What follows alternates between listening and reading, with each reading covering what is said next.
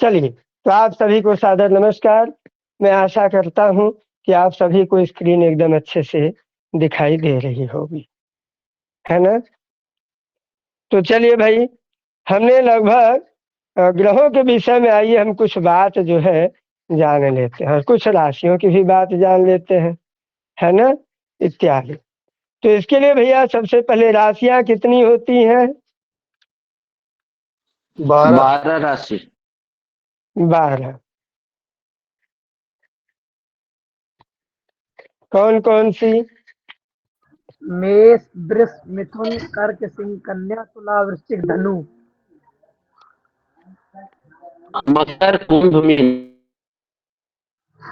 मेष, वृष, मिथुन, कर्क, सिंह, कन्या,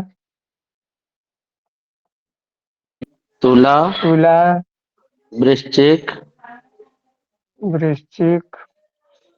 धनु। अब यहाँ ज्यादा नहीं लिखा पाएगा, थोड़ा सा इसको देख लेते हैं। ये धनु, मकर, कुंभ, मीन। 9, 10, 11, 12। इतना क्लियर हो गया आप लोगों को? सब लोग बोलिएगा, आज सब लोग बोलेंगे, ठीक है? हाँ नहीं? जी। इसमें जो है पहली और 8वीं राशि का जो स्वामी है वह है मंगल। मतलब मंगल के 2 घर हैं, एक मेष, एक वृश्चिक। क्लियर? जी। जो दूसरी और 7वीं राशि है वो शुक्र का घर है, उसके स्वामी है शुक्र।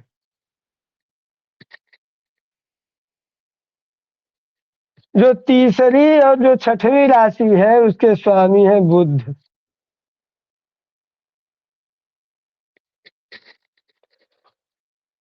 मतलब इन सब के पास 2-2 घर है।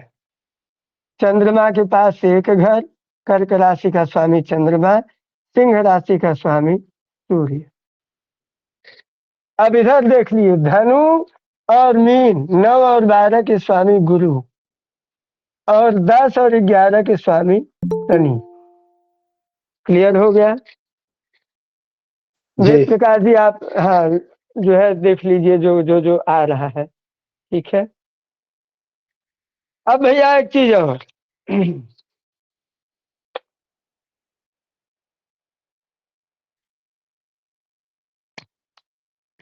ये हाथ ऐसे करिए, देखिए, ये हाथ ऐसे करिए, ठीक है?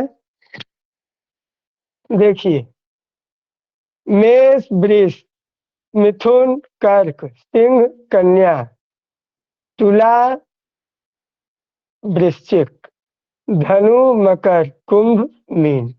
पुरुष स्त्री, पुरुष स्त्री, पुरुष स्त्री, पुरुष स्त्री, पुरुष स्त्री, पुरुष स्त्री, पुरुष स्त्री।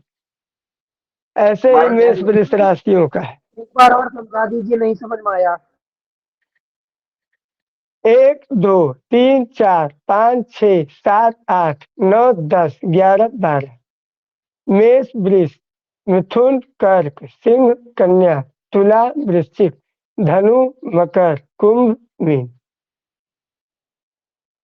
अब ये पुरुष है, ये जो नीचे गया वो स्त्री है। तो मेष पुरुष, वृष स्त्री, कर्क पुरुष, मिथुन पुरुष, कर्क स्त्री, सिंह पुरुष, कन्या स्त्री, तुला पुरुष, धनु स्त्री, मकर पुरुष, कुंभ स्त्री, मीन। ऐसे करके, मतलब ये जो आपके नीचे जाएगा ऐसे ही, इसको ऐसे याद कर लेना है। ठीक है, समझ गए बात जो मैं समझाना चाहता हूँ? गुरुजी, हाँ, जो ऊपर रहेगा वो पुरुष है, जो नीचे जाएगा वो स्त्री है। हाँ। जी। चलिए अब अगला दूसरा ट्रिक। ये हाथ को ऐसे करिए, ठीक है। अब इसमें जो है 3 पर्व है, 1 2 3 4 5 6 7 8 9 10 11 12 ऐसे पर्व है ना। जी जी गुरु जी।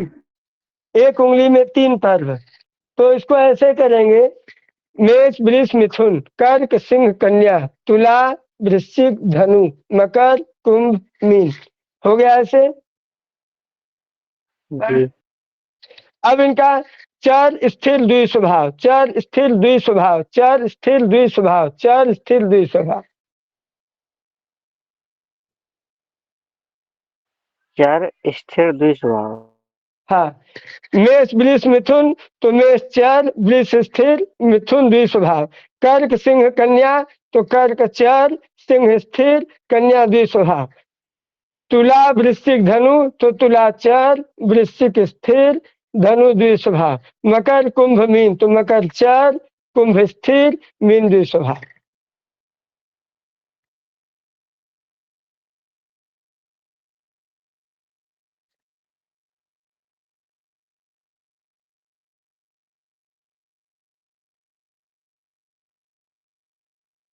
समझ गए भैया।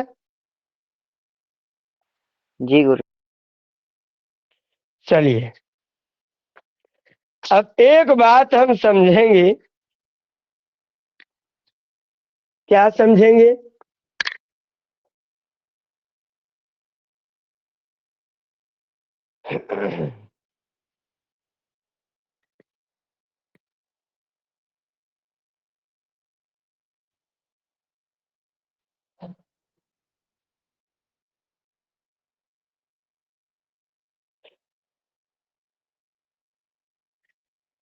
सूर्य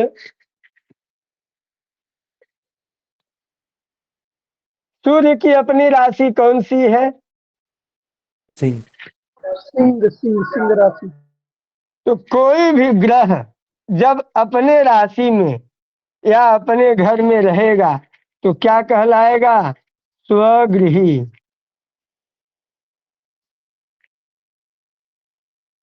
क्या कहलाएगा क्या गुरु जी, एक बार कहलाएगा? दोबारा। स्वगृही। स्वागृही। जब कोई ग्रह अपनी राशि में विराजमान होगा, उस समय रहेगा, तो वो स्वगृही कहलाएगा।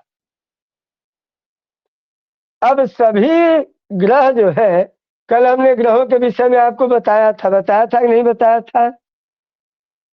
जी गुरु जी। हाँ, तो चलिए भैया, तो पहले हम ये जान लेते हैं कि ग्रहों के विषय में कुछ और हम जान लेते हैं, है ना। उसके पहले भी हमको थोड़ा सा भावों को जानना भी जरूरी है, तो लेकिन हम पहले भावों की चर्चा करें कि पहले ग्रहों की चर्चा करें? आप लोग बताओ। पहले भाव की गुरु गुरु जी। जी आपको जो लगे। पहले भावों की चर्चा करें। तो आइए, हमने जो है ये जन्म कुंडली हमने जो है बना ली। अब इसका नाम है कुंडली। इसको कहते हैं भ चक्र या ख चक्र। ये समझिए कि भ चक्र या ख चक्र ही है। जिस समय जातक का जन्म होता है, उस समय ग्रहों की क्या स्थिति है, कौन से ग्रह किस राशि में, किस भाव में, किस दशा में, किस स्थिति में है, ये जहां दिखाया जाए उसको जन्म कुंडली कहते हैं।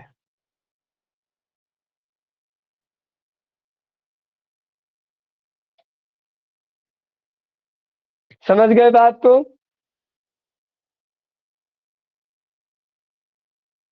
जी गुरु जी। अब जातक के जन्म के समय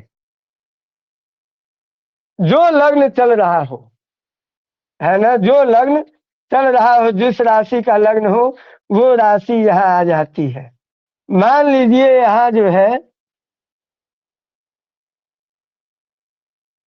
सिंह लग्न में जातक का जन्म होगा, तो इसको बोलते हैं लग्न,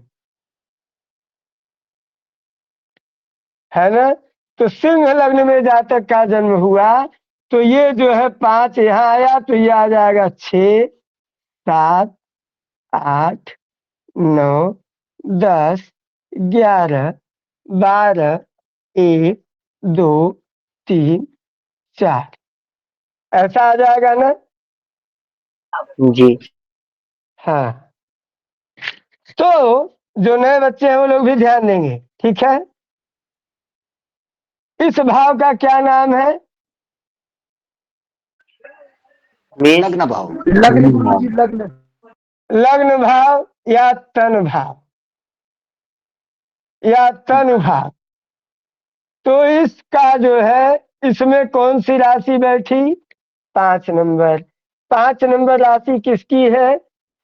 सिंह राशि। सिंह राशि। सिंह राशि का स्वामी कौन है? सूर्य। सूर्य। गुरुजी सूर्य। तो इस कुंडली में लग्नेश कौन हो गया? सूर्य। सूर्य गुरुजी। लग्न है सिंह लग्न। लग्न लग्न कौन सा है? सिंह लग्न। तो जो सिंह लग्न का स्वामी होगा वही लग्नेश हो जाएगा। तो लग्नेश हो गया सूर्य। समझ गए बात को?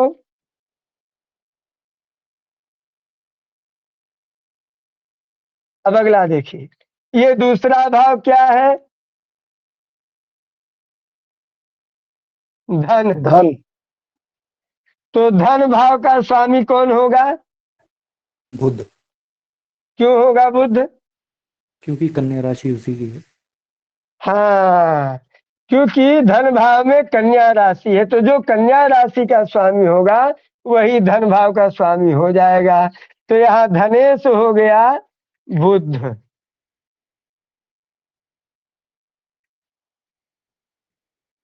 अब ये तृतीय भाव है। इसका नाम है सहज या पराक्रम। ये नाम है तृतीय भाव। तो यहाँ तृतीयेश कौन होगा भाई? शुक्र। शुक्र। शुक्र।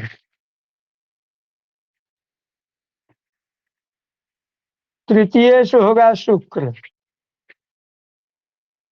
अब ये चतुर्थ भाव है। इसका क्या नाम है? सुख भाव। हाँ? सुख भाव। सुख भाव। सुख भाव। तो सुखेश, यहाँ सुखेश कौन बनेगा? सुख भाव का स्वामी कौन होगा? मंगल। मंगल। बहुत सुंदर, मंगल।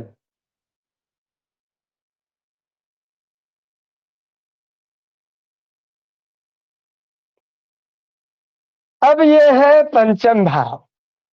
पंचम भाव का नाम क्या है? विद्या। संतान, विद्या, है ना, बुद्धि। तो पंचम भाव। तो यहाँ पंचमेश कौन होगा भाई? गुरु। गुरु। तो पंचमेश होगा गुरु। अब ये है शत्रु, ऋण, रोग। तो ये छठा भाव है। तो छठे भाव का स्वामी कौन हो गया? षष्ठेश कौन हो गया? शनि। शनि। शनि। अब ऐसे ही सातवां भाव। सातवां भाव है पत्नी है। तो सप्तमेश कौन हो गया? शनि। अष्टमेश कौन हो गया? गुरु। गुरु। अब ये भाग्येश, भाग्य भाव। नवमेश या भाग्येश कौन हुआ? मंगल। अब ऐसे ही ये कर्मेश या दशमेश कौन हुआ?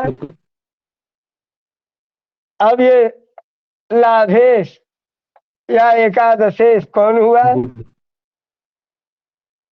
ये द्वादशेश या व्ययेश कौन हुआ? चंद्र।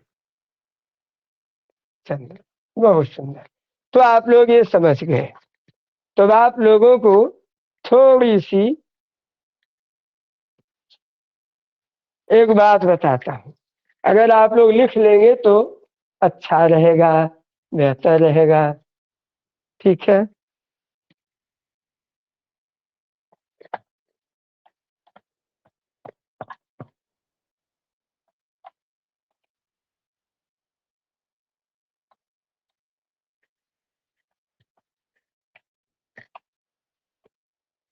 समझ में आ रही है बातें कि नहीं आ रही हैं?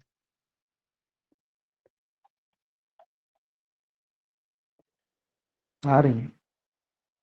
अब ये मान लीजिए गुरु इसका पंचमेश हो गया, तो मतलब इसकी पढ़ाई लिखाई विद्या जो है गुरु महाराज जो है अपने हिसाब से इसको हैंडल करेंगे, देखेंगे। ये उनके अंडर में चला गया है, इसका मतलब ये है। ठीक है, बाहर कर यार और होना चाहिए।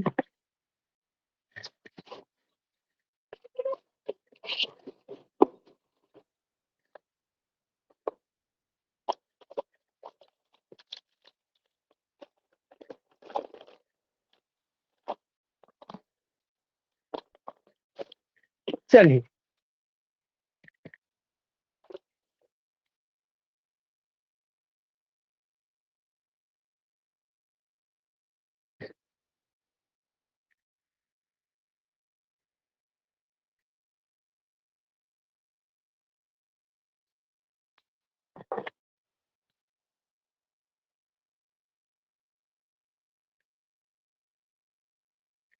हाँ, ये आपके सामने 12 भाव बने हुए हैं। बने हुए हैं कि नहीं बने हुए हैं?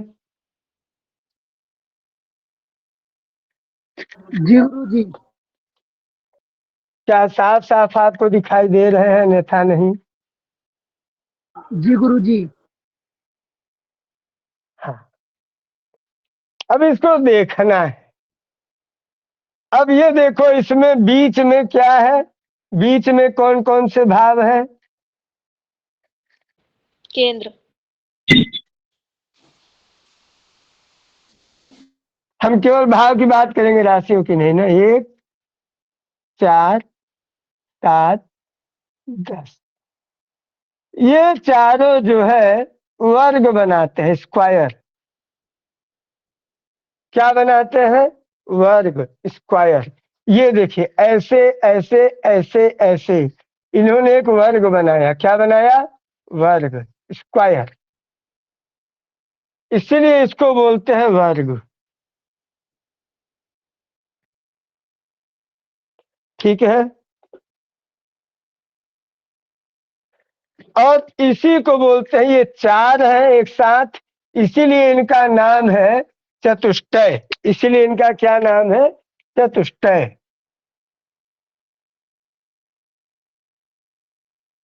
और इसीलिए इनका नाम है, ये बीच में है, इसीलिए इनका नाम है केंद्र।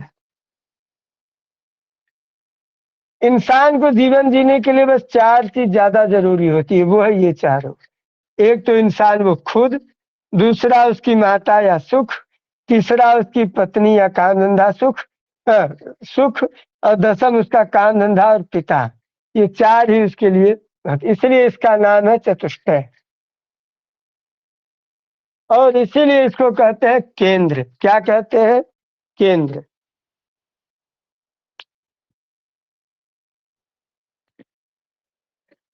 और कहीं कहीं इसी को कंटक भी कहते हैं। क्या कहते हैं? कंटक। आगे के जब आप सूत्र आप किताबें पढ़ोगे तो बहुत सारे सवाल आए कंटक में, तो कंटक क्या है? तो कंटक है केंद्र। ये स्पष्ट हो गया भैया? जी गुरुदेव। जी गुरु जी। अब दूसरा जो है, ये एक बिंदु हुआ, ये दूसरा बिंदु हुआ, और ये तीसरा बिंदु हुआ। हमने इन तीनों को मिलाया और यहाँ पर एक त्रिकोण बना। त्रिकोण बना कि नहीं? बनाई। अब ये जो लग्न है, ये तो लग्न में है, ये है इम्पोर्टेंट में है, ये है सबसे इम्पोर्टेंट होता है लग्न। तो ये इसका अपना महत्व, वैल्यू तो है, यही है। तो जब ये पहले से राष्ट्रपति है तो प्रधानमंत्री पद पे काहे आएगा? ये नहीं आएगा। इसलिए ये छोड़ दिया। केवल जो है त्रिकोण कहते हैं पंचम भाव को और नवम भाव को।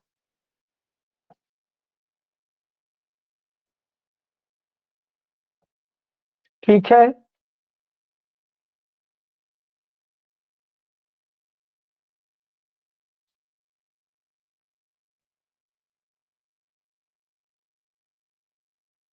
अब इसमें भी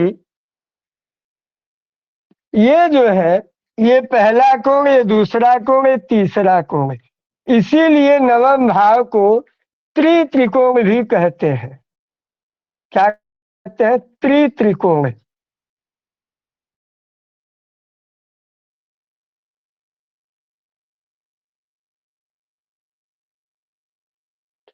अगर हम कुंडली में बनाएंगे तो इस पूरे द्वादश भाव में यहां से 3 कोण बनेंगे, 3 त्रिकोण बनेंगे यहां से। इसीलिए इस स्थान का नाम है त्रिकोण। समझ गए भैया?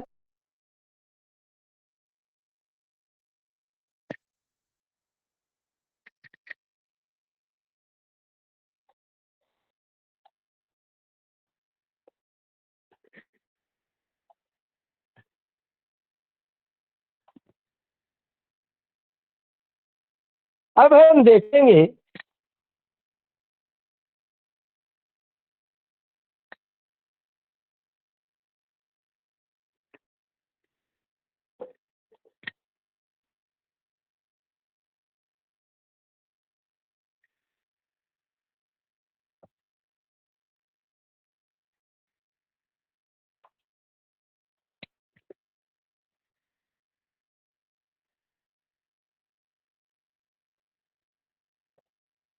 ये बन गई कुंडली।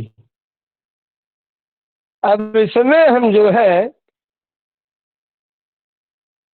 2, 5, 8, 11, 2, 5, 8, 11,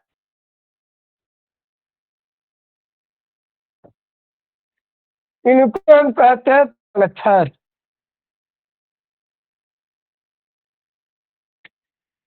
ये देखो, एक तो ऐसे आपका बना था, ये दूसरा हमने ऐसे बना दिया, तो एक पांसे की तरह नहीं लगने लगे, इसलिए इसका नाम है पत्थर। गुरुजी स्क्रीन साफ नहीं आ रहा इस बार। जी गुरुजी, स्क्रीन साफ नहीं आ रही, बहुत चिपक रही है, ग्लिच कर रही है।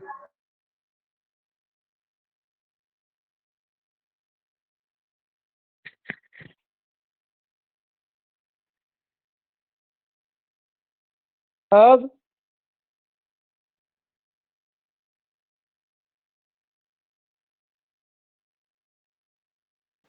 थोड़ा क्लियर हुआ गुरुजी।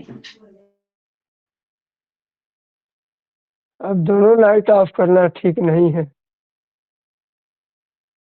अब देखिए, ठीक है गुरुजी। इसको पणथर बोलते हैं गुरुजी। हाँ,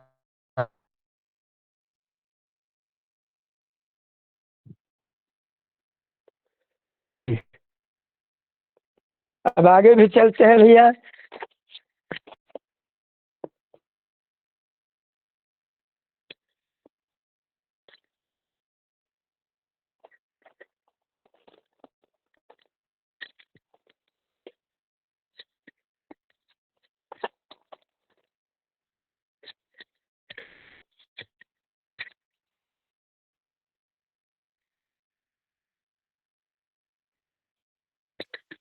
अब इसी में 3,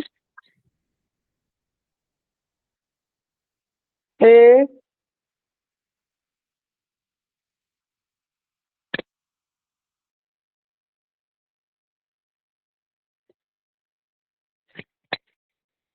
9 और 12,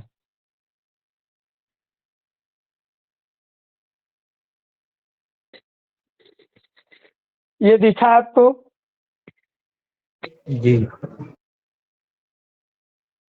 दिख रहा है ना साफ? थोड़ा सा ब्लर है गुरुजी, पर दिख रहा है। क्लियर इसको नहीं आ रहा। बोलते हैं, इसको बोलते हैं आपोक्लिम।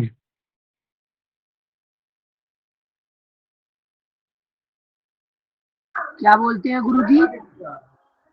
आपोक्लिन।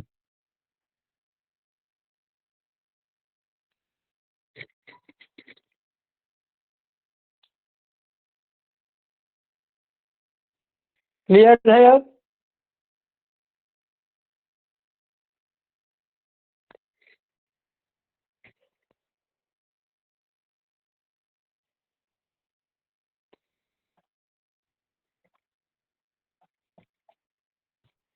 अब आगे बात करते हैं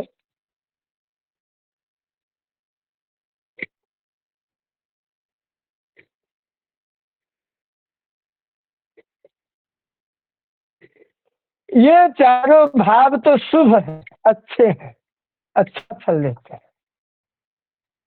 ये जो है त्रिकोण हो गए तो ये भी अच्छा फल देते हैं, गुरुजी पिक्चर लेकिन नहीं इसमें एक जो है पिक्चर क्लियर नहीं आ रहा है। अच्छा,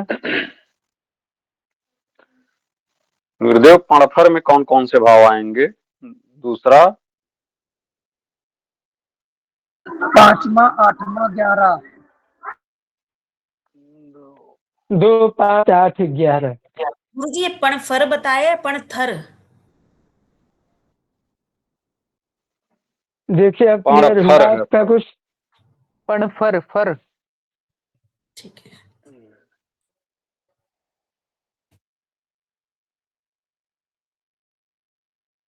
हाँ गुरुजी, थोड़ा थोड़ा ठीक हो रहा है। थोड़ा थोड़ा ठीक हो रहा है ना? अब इसमें जो 6, 8 और 12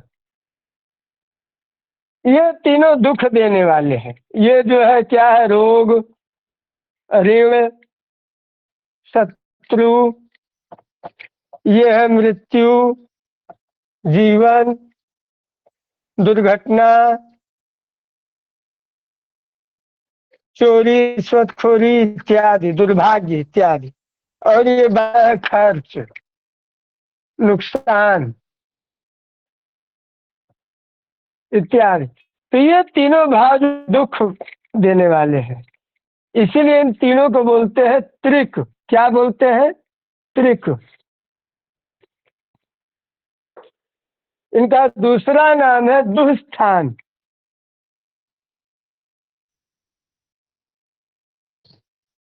तीसरा नाम है इनका दुष्स्थान।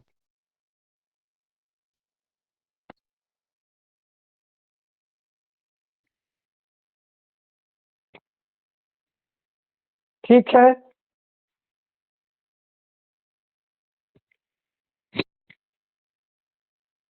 अब देखिए क्लियर है?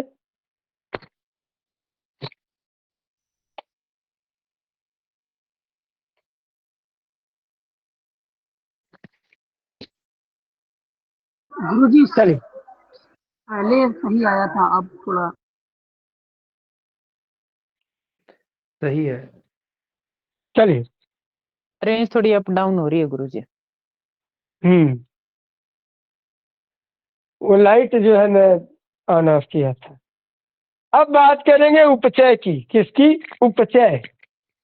ये उपचय का मतलब मैं आपको बाद में बताऊंगा कि उपचय किस काम में आता है, बड़े काम की चीज है उपचय। अब ये उपचय जो है 3, 6, 10 और 11। 3, 6, 10 और 11। 3, 6, 10 और 11। 3, 6, 10 और 11।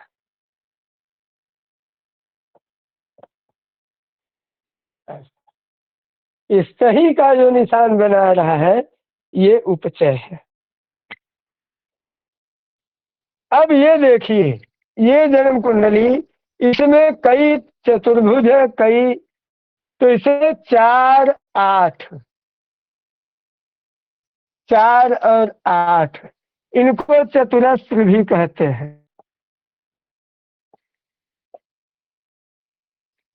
है ना?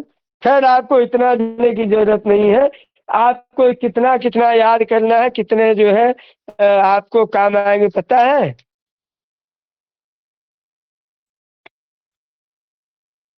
नहीं गुरुजी, बताइए। आपको याद रखना है सबसे पहले तो लग्न।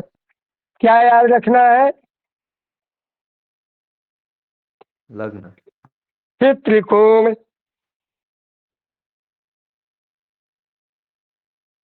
फिर जो है त्रिक, फिर बाकी सबका पर्सनल इत्यादि आपको देखना ही है। चलिए अब हम आपको बात कर लेते हैं थोड़ी सी ग्रहों पर। किस पर? ग्रहों पर।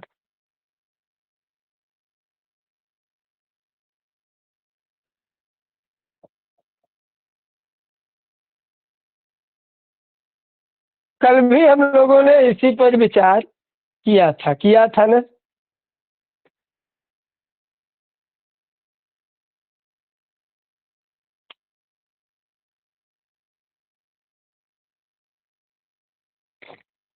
कल भी हम लोगों ने इसी पर विचार किया था।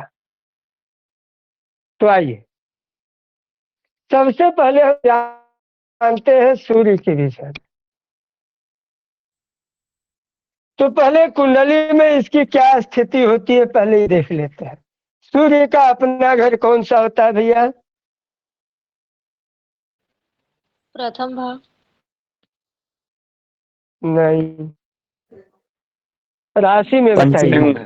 राशि सिंह सर। पांचवी राशि। हाँ? स्थान, पंचम भाव गुरु। नहीं, भाव नहीं यही होगा, आप सबको क्लियर नहीं है। पांचवी हाँ? राशि। सूर्य का पंचम जो वो राशि है उनकी होगी, सूर्य की सिंह राशि। गुरुजी सूर्य पिता है तो 10वां घर।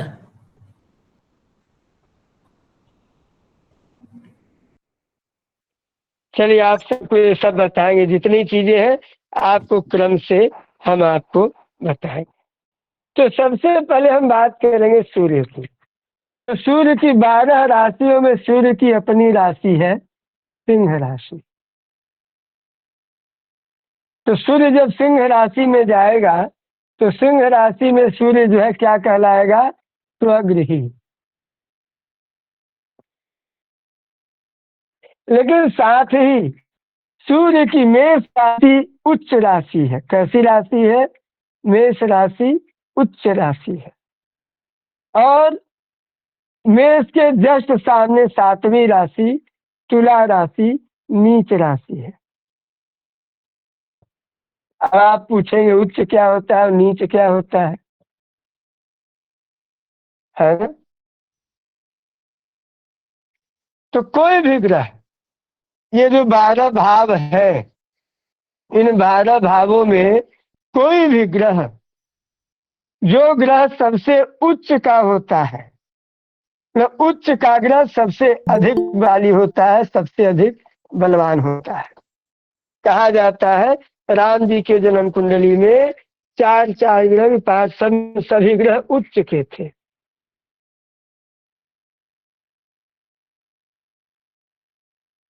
है ना? ऐसा कहा जाता है। तो जो ग्रह उच्च का होगा वो बहुत अच्छा फल देगा, बहुत बलवान रहेगा, बहुत प्रसन्न रहेगा, बढ़िया फल देगा। और जो ग्रह नीच रहेगा वो ग्रह जो है बुरा फल देगा, उल्टा फल देगा, अच्छा फल नहीं देगा। ये 2 चीजें याद कर लीजिए।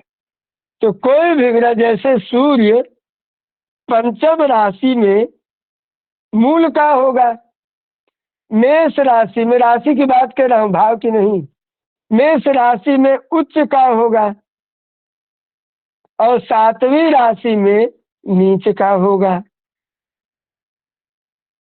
5वीं राशि उसका अपना राशि है, इसलिए स्वगृही होगा। साथ ही एक और चीज होता है, मूल त्रिकोण। मूल त्रिकोण दिखाई दे रहा है नहीं आप लोगों को? तो सूर्य जो है 5वीं राशि में ही मूल त्रिकोण का होता है। तो कोई भी ग्रह सबसे अच्छा उच्च में, उसके बाद का फल देगा मूल त्रिकोण में।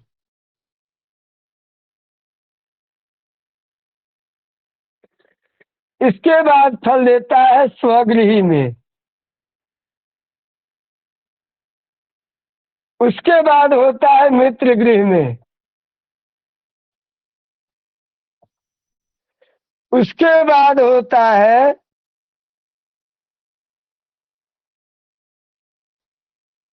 शत्रु के घर में जाएगा तो एकदम बिल्कुल अपोजिट फल देगा, शत्रु गृह। अब हम आगे बताएंगे कौन किसका शत्रु है। तो जैसे गुरुजी की लास्ट किसी के की गृह में शत्रु गृह, शत्रु गृह। शत्रु गृह में शत्रु के घर में। ठीक है गुरुजी। जैसे मान लीजिए शनि की राशि है,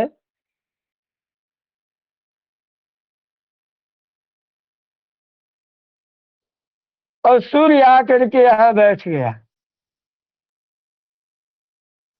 तो सूर्य यहाँ क्या होगा, शत्रुगृही होगा। होगा कि नहीं, क्योंकि सूर्य शनि का शत्रु है, सूर्य शनि के शत्रु है, और दसवीं राशि शनि है।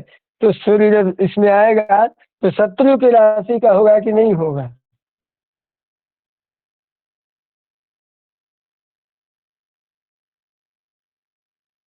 क्लियर।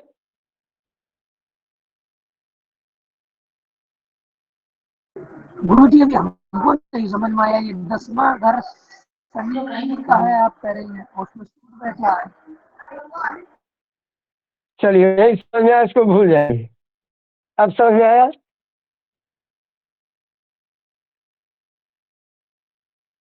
गुरुजी कौन घर किस राशि का है ये तो आपने अभी बताया नहीं है। सवाल को भैया पूछ, हमने बताया था 1 नंबर मेष राशि, 2 नंबर वृष राशि, 3 नंबर मिथुन राशि, मेष का स्वामी मंगल, वृष का शुक्र, 3 का मिथुन का स्वामी बुध। तो यहाँ पर ऐसा हो गया, ये जो नंबर लिखे हैं ये राशि के नंबर है। जी गुरुजी। गुरुजी उसके बाद हमने एक है तो भाव। हाँ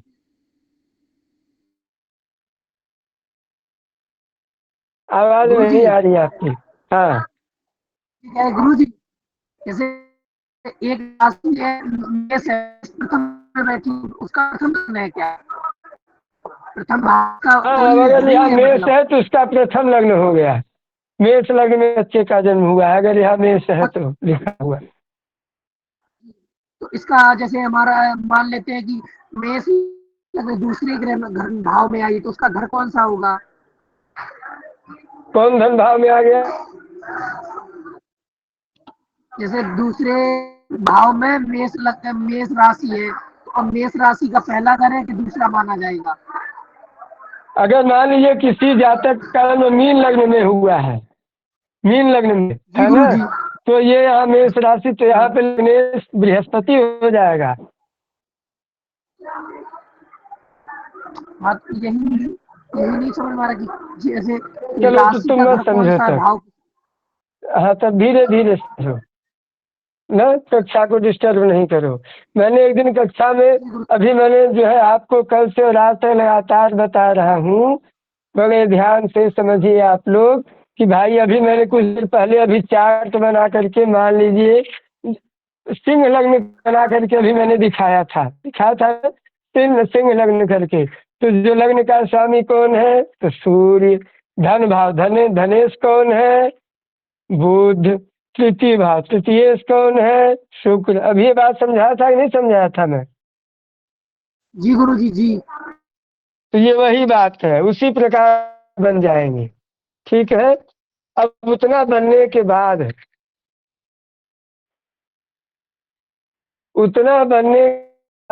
अब आगे देख रहे हैं कि कोई ग्रह उच्च का, तो अगर कोई ग्रह कहीं आकर के, जैसे सूर्य कहीं मेष राशि में आकर के बैठ गया तो सूर्य उच्च का हो जाएगा। अब कहीं सूर्य आकर के तुला में बैठ जाएगा तो सूर्य नीच का हो जाएगा। कहीं सूर्य सिंह में आकर के बैठ गया तो सूर्य जो है अगर सूर्य जो है 15 अंश के अंदर है तो मूल त्रिकोण का होगा, और 15 अंश के बाहर का है तो स्वगृही कहलाएगा। इतनी बात समझ में आई सबको? जी गुरुजी। हाँ, अब जिसको नहीं समझ में आई हो बताओ, फिर समझाएंगे। जब उस समय मैं कोई भी चीज में तत्काल समझा रहा हूँ, इसीलिए बोलता हूँ तत्काल समझाते समय नहीं समझ में आया पूछ लो। अब उनको इस समय पर वो सवाल का उत्तर समझ में नहीं आया था, है ना? तत्काल को समझते चलो, चीजों को जोड़ते चलो, पूरा चीज क्लियर। अब बस यही गणित है, बस इसको समझ गए, अब यहीं से फलादेश सब शुरू होगा। चलिए, तो हम बात कर रहे थे सूर्य की। तो सूर्य ही जो है प्रकाश का कारक ग्रह है, तो सूर्य जो है आत्मा का कारक है ना? सूर्य के विषय में जो है कल हम लोगों ने देखा था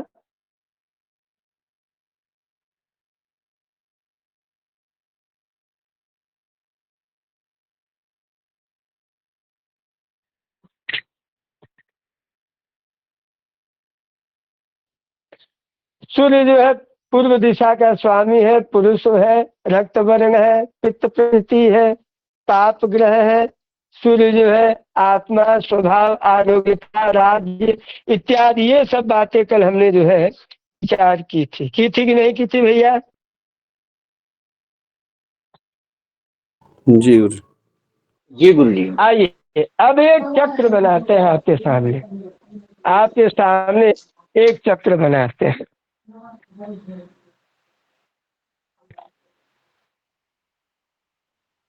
कल मैंने आपको बताया था कि सूर्य राजा है, चंद्रमा रानी है, बुध राजकुमार है, मंगल सेनापति है, बृहस्पति व शुक्र मंत्री है, शनि भृत्य है, नौकर है, नौकरी करने वाला। जन्म समय में जो ग्रह बली हो वह अपने शत्रु को करता है। अब एक बात, सूर्य जो है पूर्व दिशा का स्वामी है, सूर्य जो है पूर्व दिशा का स्वामी है, ठीक है?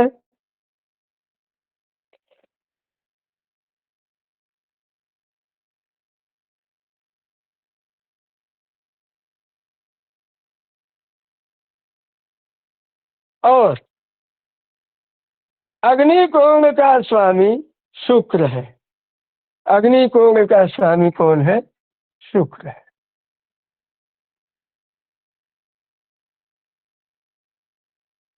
दक्षिण का स्वामी मंगल है। अगर इसको हम दक्षिण मानते हैं, दक्षिण का स्वामी मंगल है। वैसे इसका विचार इधर से करना चाहिए, इसको पूर्व मानना चाहिए, इसको दक्षिण मानना चाहिए।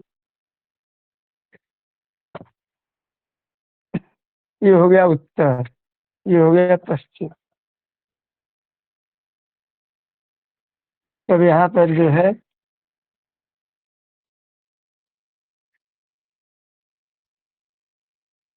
अग्निकोण,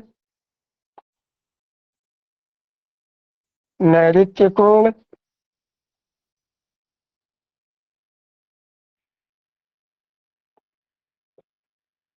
पश्चिम, ये वायव्य कोण, ये ईशान कोण, पश्चिम और दक्षिण, पश्चिम और दक्षिण, नैऋत्य कोण और पश्चिम के बीच में ये बिंदु होता है पाताल का।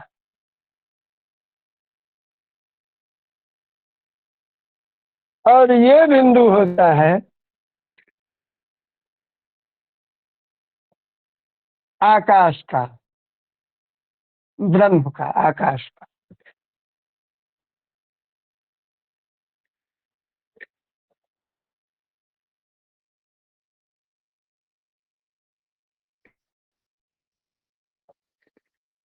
सब लोग को क्लियर हो गया? अब इसमें जो है अग्नि कुंभ का स्वामी शुक्र हो गया, दक्षिण का स्वामी मंगल हो गया, ठीक है। नैऋत्य कुंभ का राहु हो गया, नैऋत्य कुंभ का सूर्य कौन होता है? राहु। यही पितृदोष का भी विचार यही देता है, ठीक है। पश्चिम का स्वामी शनि हो गया, वायव्य दिशा का स्वामी चंद्रमा हो गया,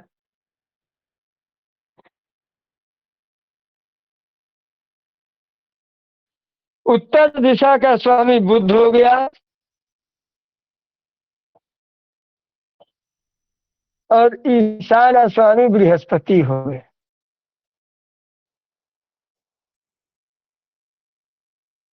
क्लियर हो गया भैया? इनकी यहाँ जरूरत नहीं है, इसलिए इनको जो है क्या कहता है।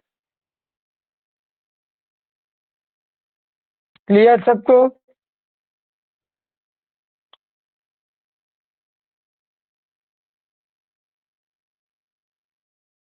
अब में जो है बुध, गुरु, शुक्र, ये तीनों ग्रह शुभ ग्रह हैं। सूर्य और मंगल ये कुग्रह हैं, और शनि, राहु और केतु ये पाप ग्रह हैं।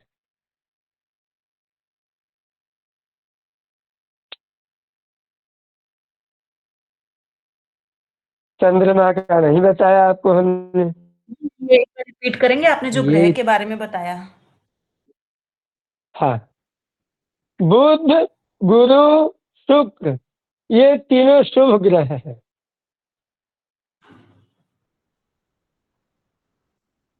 तो शुभ ग्रह जो है अच्छा फल देते हैं।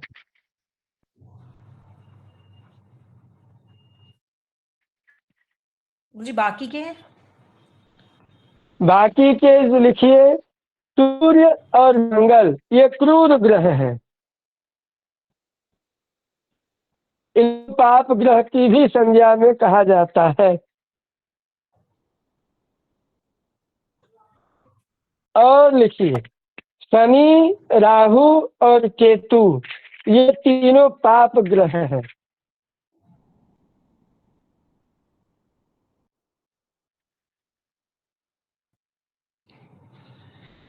और लिखिए, क्षीण चंद्रमा पाप ग्रह होता है और पूर्व चंद्रमा शुभ ग्रह होता है। क्या चंद्रमा अपूर्ण और पूर्ण? हाँ,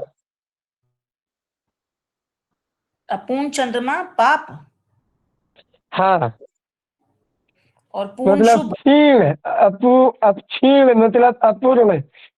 और हमने बताया था ना कि कृष्ण पक्ष की अष्टमी से या दशमी से शुक्ल पक्ष की पंचमी तक चंद्रमा शुभ ग्रह होता है, क्योंकि उस समय वो बली रहता है, वो अपने पूर्ण ऊर्जा, पूर्ण प्रकाश में रहता है।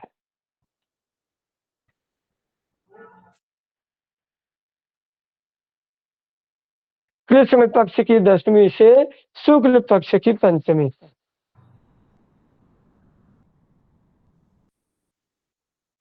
तो सभी अच्छा, इसके बाद बुध का, बुध जो है पाप ग्रहों के साथ बैठता है, तो बुध भी पाप ग्रह हो जाता है।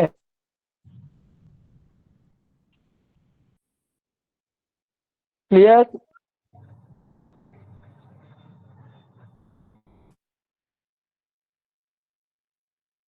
क्लियर? जी। हम्म।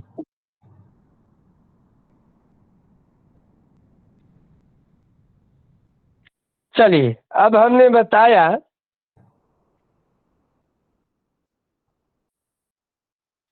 चंद्रमा जो है, चंद्रमा व शुक्र ये दोनों स्त्री हैं, बुध व शनि नपुंसक है, बृहस्पति सूर्य व मंगल पुरुष ग्रह है। अब देखिए, बृहस्पति व शुक्र, बृहस्पति और शुक्र ये दोनों किस वर्ण के हैं? ब्राह्मण। ब्राह्मण, बहुत सुंदर। बृहस्पति और शुक्र ये दोनों जो है ब्राह्मण वर्ण के हैं, और ये दोनों जो है क्या है? मंत्री है।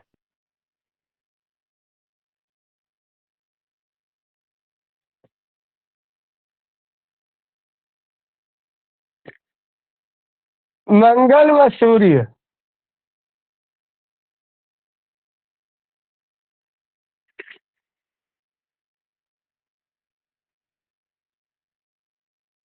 मंगल व सूर्य क्या है भैया? क्षत्रिय। क्षत्रिय।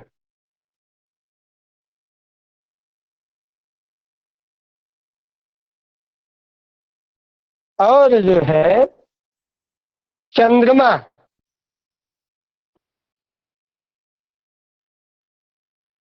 चंद्रमा किस वर्ण का है?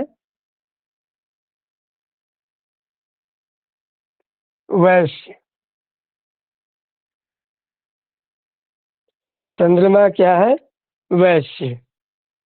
और बुध जो है शूद्र। शूद्र वर्ण का है। शनि जो है,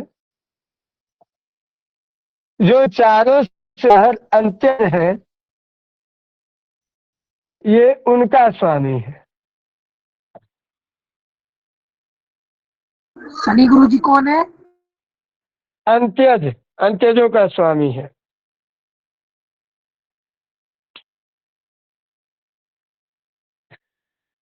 अंत्यज क्या होता है गुरु जी? ये शूद्र वर्ग से भी बाहर है, जैसे मुसलमान इत्यादि ये लोग भी शूद्र वर्ग से बाहर है ना, बहुत सारी जातियां। जी ये गुरु जी वो समझ में आ अंत्यज है, गया। अंत्य विदेशी मुसलमान इत्यादि ये सब। और भी चलो, अब बात करेंगे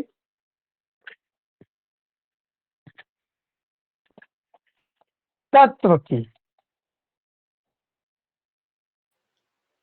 गुरुजी ओवरडोज हो रहा है अब। जी गुरु ओवरडोज जी, हो जी रहा गुरु है। हाँ जी ओवरडोज हो गुरु रहा जी। है अब। अच्छा, समझ आज के में तो लिए आ इतना ही। रही है बातें ना? गुरुजी चलिए, तब कक्षा का समय भी हो गया। थोड़ा थोड़ा। ओवरडोज ओवरडोज हो जाएगा गुरुजी, फिर वो पकड़ नहीं पाएंगे ना, दिक्कत हो जाएगा। हाँ ठीक है, ठीक है, अच्छा क्या बताइए। ये एक शब्द नहीं समझ आया, आपने क्या बताया? अंतयज। हाँ, अंत्यज। ठीक है। हम्म।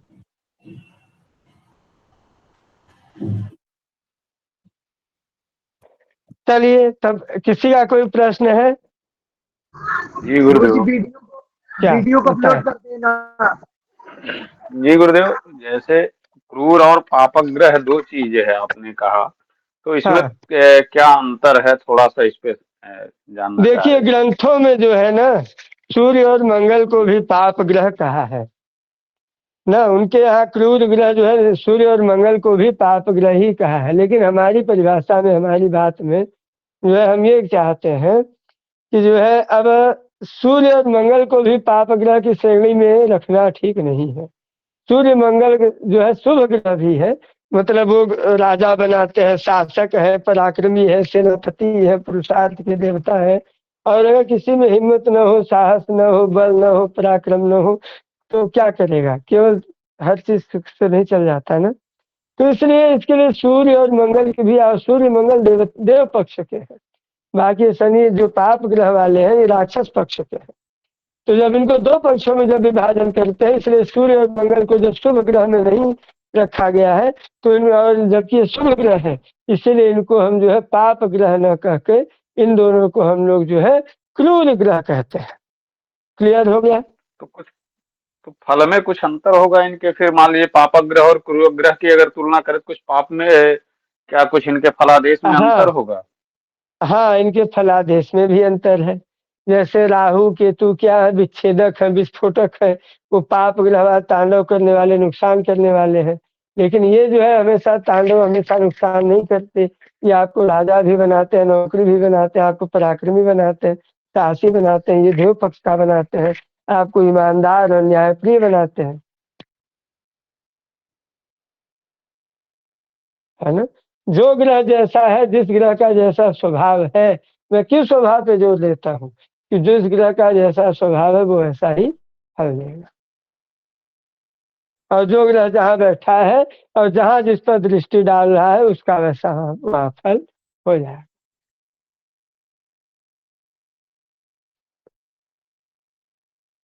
आगे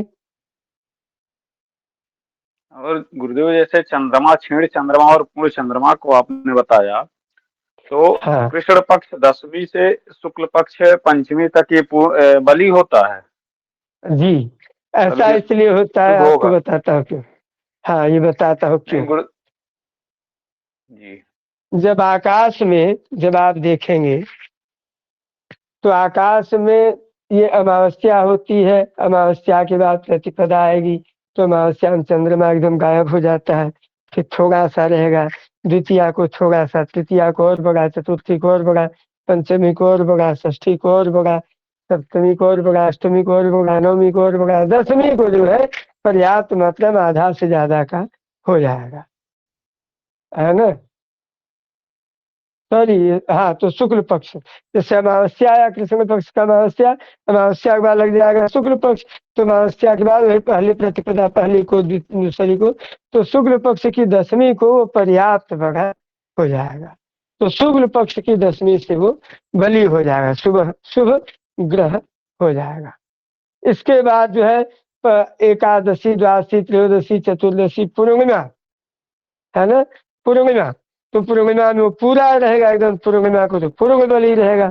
फिर आएगा, लग जाएगा कृष्ण पक्ष, तो कृष्ण पक्ष जो है प्रतिपदा, द्वितीया, तो पंचमी तक वो पर्याप्त पूरा बलि रहेगा। पंचमी के बाद वो ज्यादा ही फिर वो घट जाता है। तो हमने शायद वहाँ उल्टा बोल लिखवा दिया था क्या, शुक्ल पक्ष, तो आप लोग ना जो है वो कर लेना। नहीं गुरुदेव, वो कृष्ण पक्ष 10वीं हो गया था, इसीलिए तो फिर। अच्छा, शुक्ल पक्ष 10वीं, जी गुरुदेव। 10वीं से इसको आप लोग फोटो खींच लेंगे। शुक्ल पक्ष 10वीं से कृष्ण पक्ष, कृष्ण पक्ष की पंचमी तक। चलिए, और गुरुदेव जैसे बहुत सुंदर। चंद्रमा चंद्रमा रात्रि में ही बलि होता है, तो क्या दिन में उसके प्रभाव को नहीं मानने वाली, दिन में अगर वो जन्म हुआ तो क्या अंतर आएगा उसके फल में चंद्रमा के? एक चीज यह भी संशय बन रहा है। हाँ, बता रहा हूँ, इसको भी उत्तर ले रहा हूँ मैं। हाँ, ये मैं इन कर रहा था यहाँ से।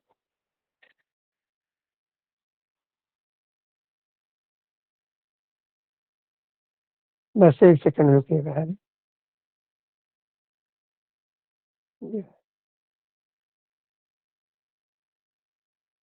हाँ, सभी लोगों को स्क्रीन जो पिन हो गई होगी, तो चलिए इसको सब लोग स्क्रीन शॉट ले लीजिएगा। हाँ, क्या सवाल पूछा अभी आपने भैया? सर ये एक बार बता दीजिए, शुक्ल पक्ष दशमी से कृष्ण पक्ष की पंचमी तक ये कौन सा रहेगा सर? थोड़ा सा कंफ्यूज हो गया। चंद्रमा जो है शुभ रहेगा, बलि होगा।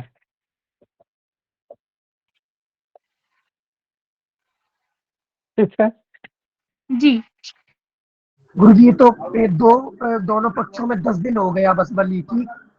हाँ, सर अगला सेकंड वाला प्रश्न सर क्या बता था बात दीजिए, का? हाँ, छीनने वाला भी सर बता दीजिए ये समय एक बार प्लीज फिर से। जो बचेगा वो छीण रहेगा।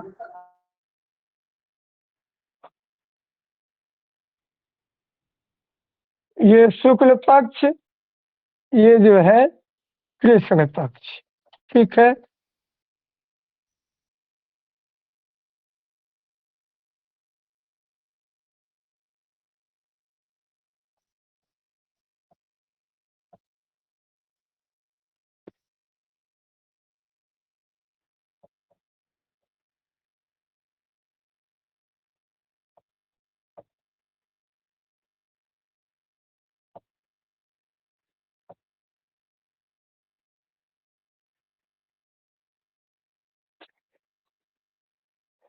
अब जो है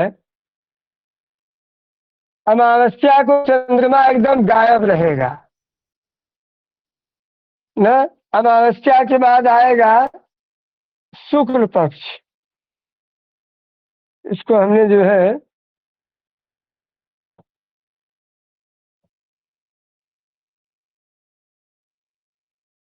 अमावस्या के बाद आएगा पक्ष।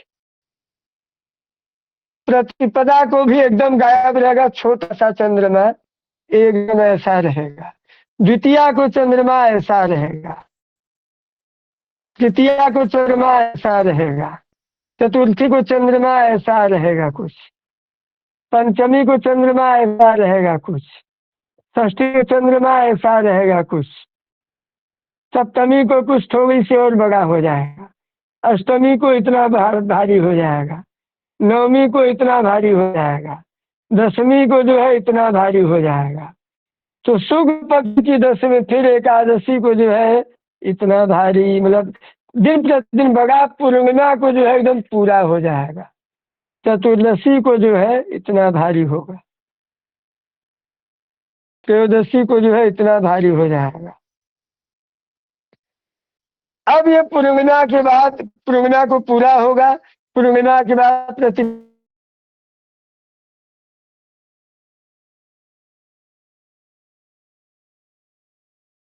जाएगा, चतुर्थी को थोड़ा और कम हो जाएगा, लगभग आधा चंद्रमा हो जाएगा। धीरे धीरे घटता है, अमावस्या को एकदम जीरो गायब। तो शुक्ल पक्ष है ये, तो शुक्ल पक्ष दशमी से अब यहाँ पंचमी तक चंद्रमा मजबूत है। तो यहाँ तक की जो स्थिति है वो चंद्रमा मजबूत है। क्लियर, समझ गए। और बाकी टाइम में चंद्रमा कमजोर है। जैसे गुरुदेव ये मेरा प्रश्न था, जब चंद्रमा रात्रि बली है तो रात्रि में जन्म हुआ तो ठीक है चंद्रमा अरे के भाई हाँ, मतलब तो यही दृष्टिकोण आपके, से। अरे भाई रुक जाओ, आपके दूसरे प्रश्न का भी उत्तर लेते हैं। अभी तो जो है एक देवी जी को ये नहीं समझ में आया था, तो ये क्लियर हो गया उनके लिए, है ना। मतलब 10 दिन के लिए चंद्रमा बली होता है, शुक्ल हाँ पक्ष दशमी से लेकर के कृष्ण पक्ष पंचमी तक। हाँ। अब आइए आपके दूसरे प्रश्न का उत्तर लेते हैं। दूसरा प्रश्न है आपका,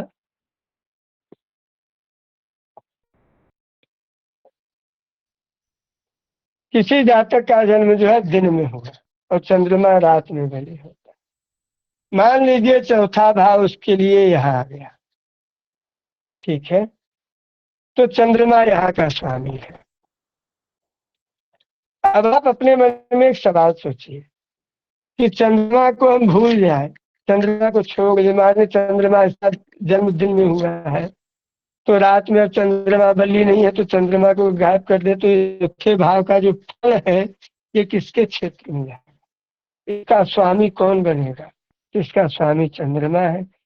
तो चंद्रमा का जो अपना फल है वो तो अपना फल चंद्रमा देगा ही, चाहे दिन में जन्म हो चाहे रात में जन्म हो। लेकिन जब दिन में जन्म होगा तो माता का कारक वहाँ शुक्र हो जाता है, रात में जन्म होगा तो चंद्रमा हो जाता है। अब रात में जन्म होगा तो चंद्रमा बली होगा, दिन में जन्म होगा तो सूर्य बली होगा, है ना। दिन में जन्म होगा तो सूर्य बली होगा, रात में जन्म होगा तो चंद्रमा बली होगा, है ना।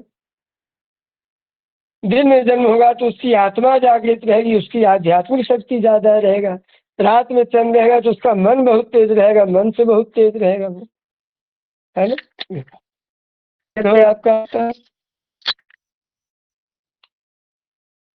लेकिन गुरुदेव एक चीज हमने जो अपना अध्ययन पाया कि जितने भी संत हमारे आए हैं, जैसे वो चाहे कबीर जी हों या बुद्ध पूर्णिमा में आता है महात्मा बुद्ध का है, माने जितने भी बड़े बड़े संत आए वो सब पूर्णिमा के दिन अवतरित हुए हैं और आध्यात्मिक क्षेत्र उनका उन्नत रहा है।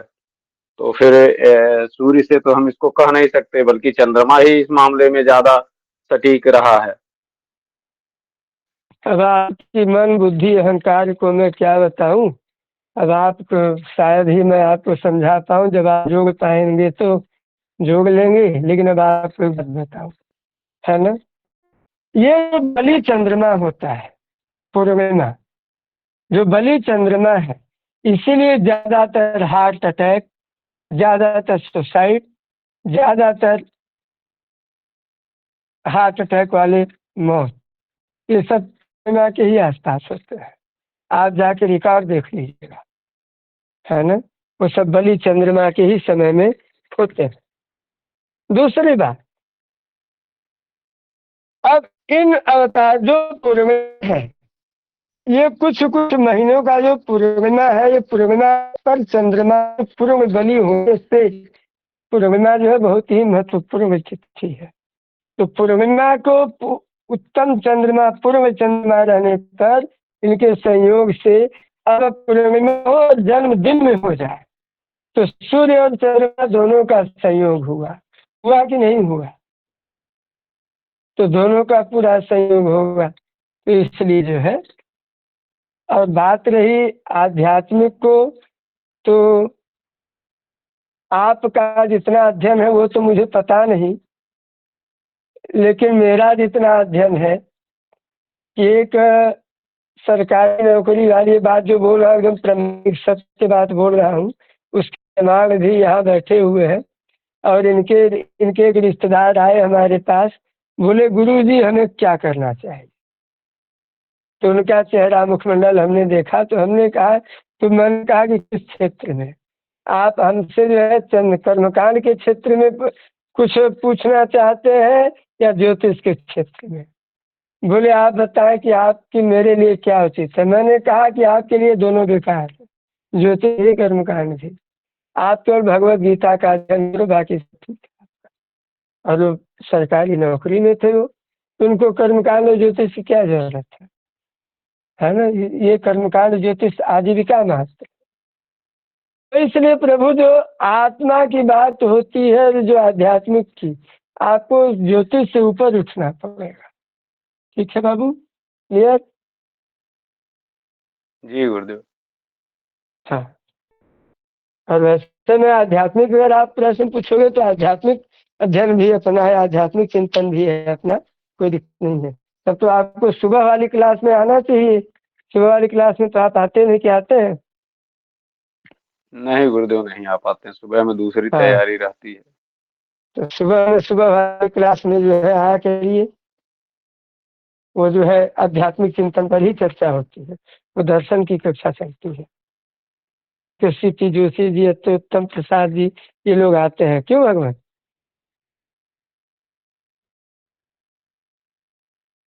चलिए, मैं सुनीता जी को आमंत्रित करता हूँ कि वो आए और शांति मंत्र के साथ कक्षा को दिला।